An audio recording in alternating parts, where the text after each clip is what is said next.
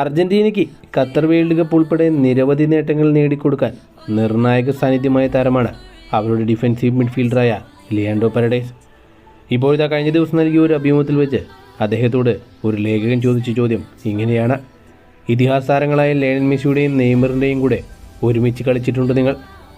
ഇരുവരും തമ്മിലുള്ള പ്രധാന വ്യത്യാസം എന്താണെന്നാണ് നിങ്ങൾക്ക് തോന്നിയിട്ടുള്ളത്?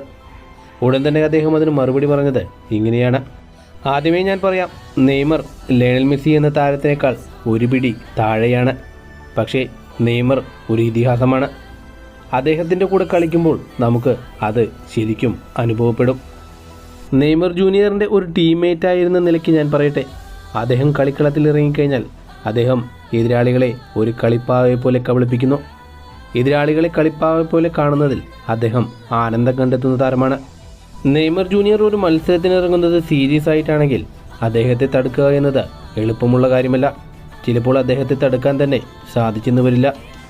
ലയണൽ മെസ്സി എതിരാളികളെ ഡ്രിബിൾ ചെയ്ത് മുന്നേറുന്നത് അദ്ദേഹം എതിരാളികളെ തോൽപ്പിക്കാൻ ആഗ്രഹിക്കുന്നതുകൊണ്ടാണ്. അല്ലാതെ എതിരാളികളെ ഒരു കളിപ്പാവയായി കാണാൻ അദ്ദേഹത്തിന് താല്പര്യമില്ല. പക്ഷേ നെയ്മർ വ്യത്യസ്തനാണ്. നെയ്മർ കളിക്കളത്തിൽ എതിരാളികളെ എപ്പോഴും പ്രകോപിപ്പിച്ചുകൊണ്ടേയിരിക്കും. അതാണ് നെയ്മർ ജൂനിയറിൻ്റെ കളിശൈലി.